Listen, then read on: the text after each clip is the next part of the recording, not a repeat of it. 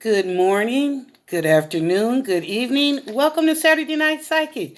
I'm your host, Lennis. How are y'all doing today? I hope that you've had a pretty good week. I hope all the ladies had a wonderful Mother's Day. And it's just good to be here, huh?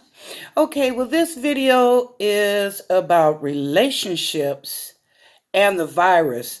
How the two of you together, whether you're married, you're shacking, your partner, or whatever, how are you two getting along? It kind of hit me the other day when Jada Pickett said, I don't even know, because, you guys are around each other 24/7. And she said, I don't even know if I really know Will. So anyway, I got to thinking about that statement when she said that, and I was like, yeah, because you know what, we have our lives and we're busy and we do different things, and the kids are in school or college, whatever, that we are not around each other 24/7, 7 days a week. And I guess that makes a difference where little things that didn't irritate you now, or maybe the affection or whatever that you thought you were getting that maybe wasn't suffice. So I'm coming at you with some ideas, some creativity to try and get along and make it through this coronavirus. Okay? Because we are all in this together, but as couples, y'all gonna make it. I mean, yeah, it's tough right now, but if it's meant to be, it will be. Let me put it like that. If it's meant to be, it will be. Okay. Pay attention. When your partner casually comments on a social media post or even makes an observation about the weather, take a moment to acknowledge and respond. We all want to be seen and heard in our relationships, right? Acknowledge even the smallest of bids for attention. It shows your partner that they matter. Okay, don't just brush it off. Maybe today he put the dishes in the dishwasher after lunch or dinner. Well, don't say like, well, yeah, you should do that because, we're here together, so you should uh, pitch in and help. But instead of saying that, can't you say, thank you, honey? Thank you, love. I appreciate you helping me out. Don't just take advantage of the situation. Be positive and be thankful. Okay, next one, express your appreciation. Identify a specific behavior or characteristic of your partner that you find lovable and tell your partner why. You know, sometimes in some relationships, and I'm not going to say sometimes, but in some relationships, people need to hear, I love you, or they need to see the affection of I love you. And sometimes people just feel like, well, I don't have to tell you I love you every day. I'm here. I'm taking care of you. I'm taking care of the kids. That's I love you. Why do I need to say it? Because it's important and it means something. It goes deep when a person tells you, I love you. I love you and I thank God for you. So do that. Show appreciation. Let your partner know, I appreciate, just like I said about the dishes. Hey, I appreciate that hug. He was walking through the house, maybe going to his office to do some work, or you were passing through and he just stopped and grabbed you and gave you a hug. Like, wow. I know they're saying I love you, but you know what? That hug right there might have put that smile back on your face with whatever that you were dealing with or detached from. Okay? The act of thinking and expressing positive thoughts helps to build up goodwill and deepen your friendship. The foundation of a healthy relationship. Take turns telling each other something good. Yeah. When you wake up in the morning, good morning. That always helps. I know some people, they just get up like, okay, let me get my cup of coffee, newspaper, or let me see what's on the internet. Get up in the morning. Good morning. Did I tell you I love you today? Well, I do. Okay. Give that positive vibe. Babe, I know this stuff is getting on your nerves like it is on mine, being with this coronavirus. But you know what? Together, this too shall pass. All right. Okay. So take turns telling each other something good or doing something good.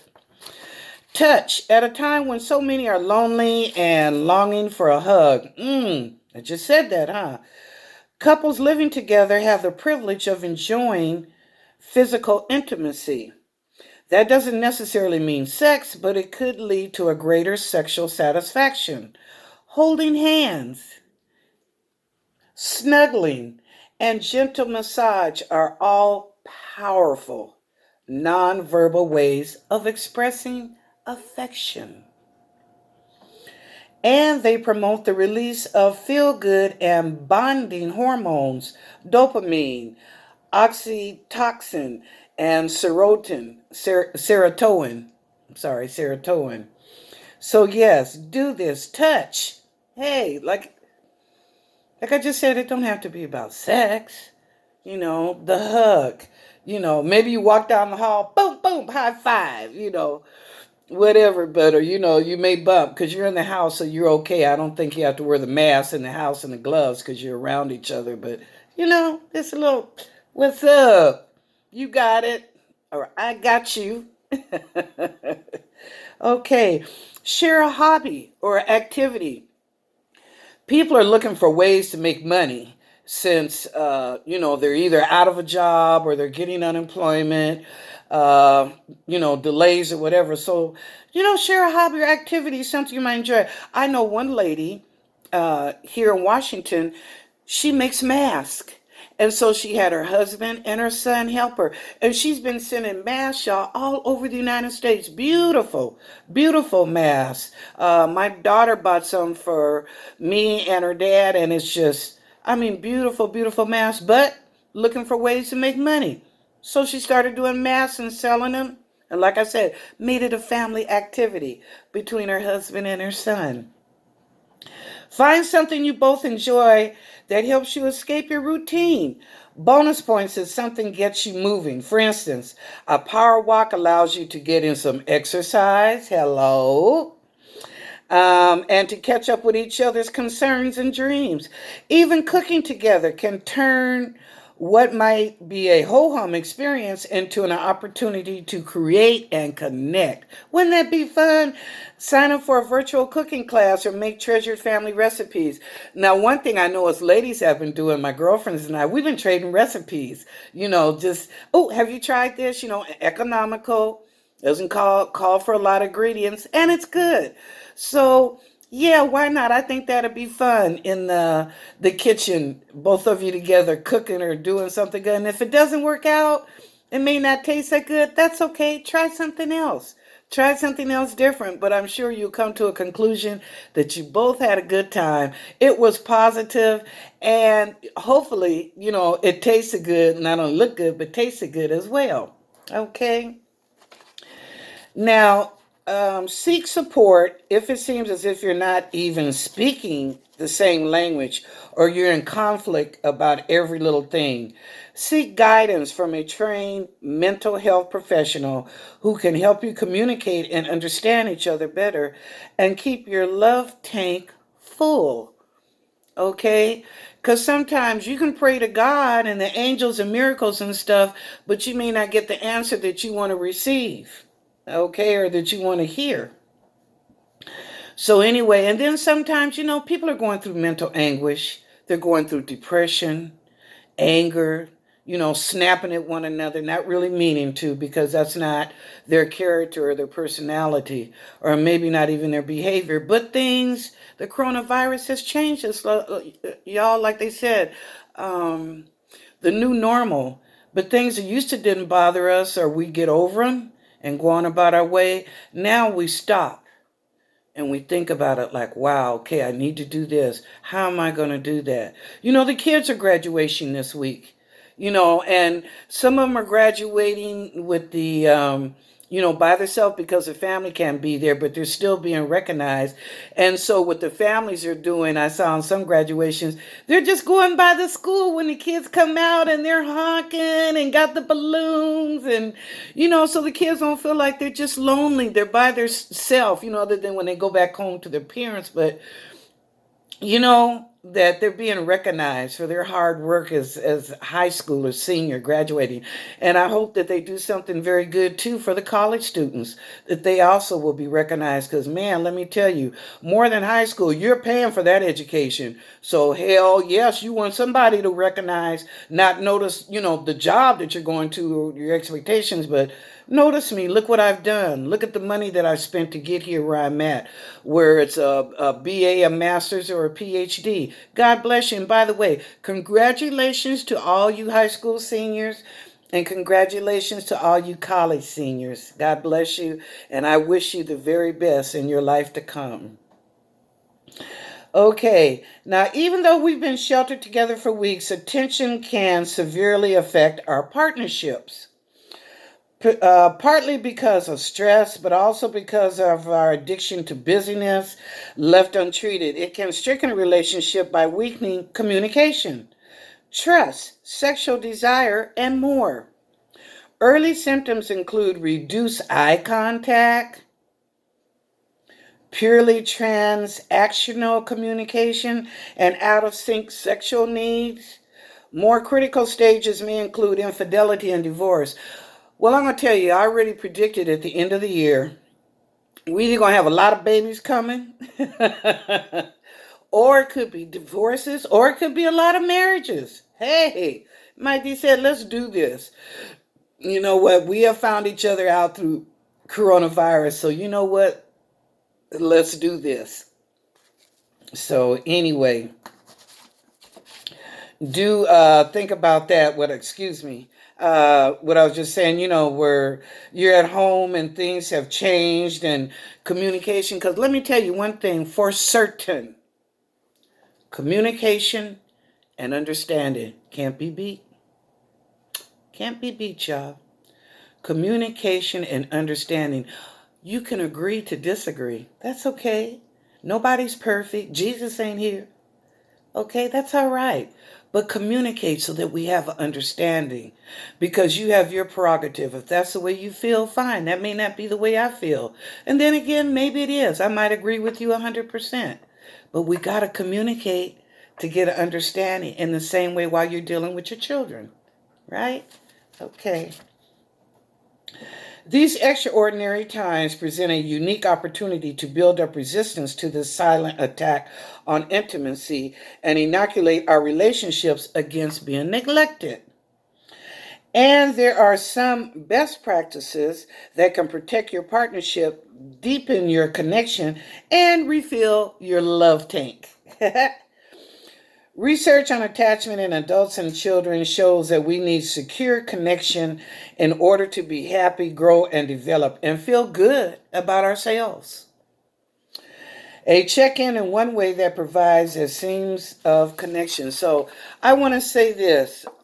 On Mother's Day, I've seen my daughter. She would come by, drop stuff off at the front door, and of course go back to the car.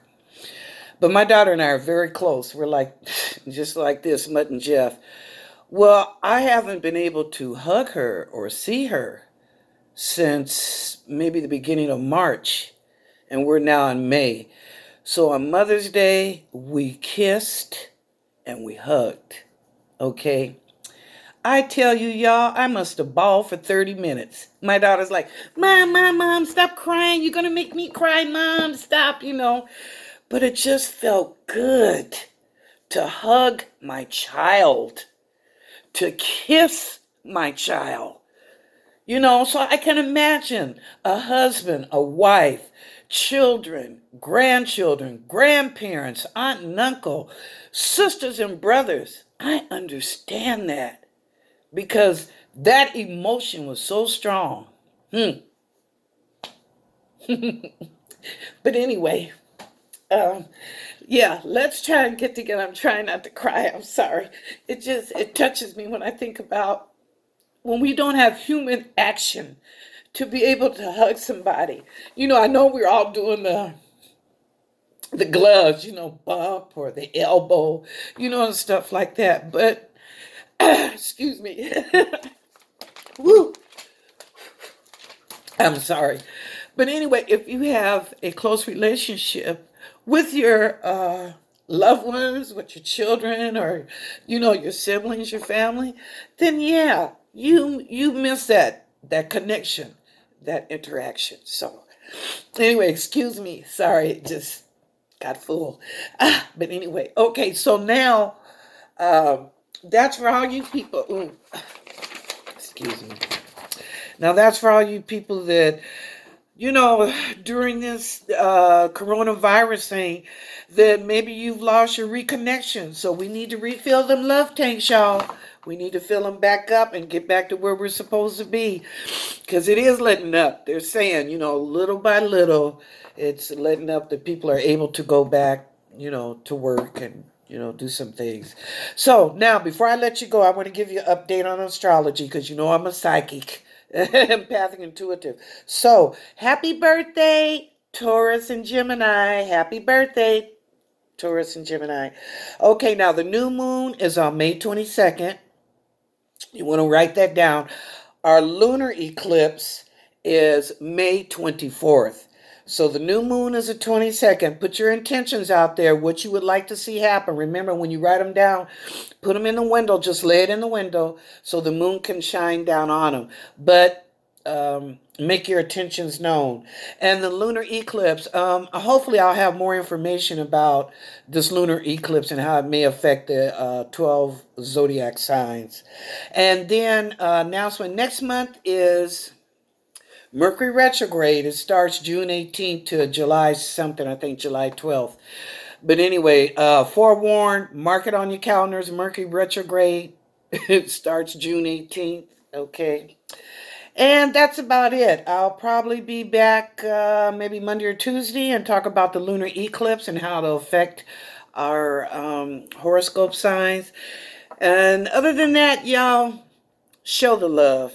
Okay? Hug, kiss, bump, cook, enjoy the kids, do silly things. I don't care, but keep that interaction between you as much as possible. And if it becomes to a possibility that you can see your loved one and hug and kiss them, hey, I'm with you. I'm with you. All right, well, if no one's told you they love you today, you know that I do. God knows I love all of you. I don't even know all of you or know who you are, but I love you because God mandates that we love each other. Now, I may not always like everybody, okay, but I damn sure love you, okay. Have a good one, and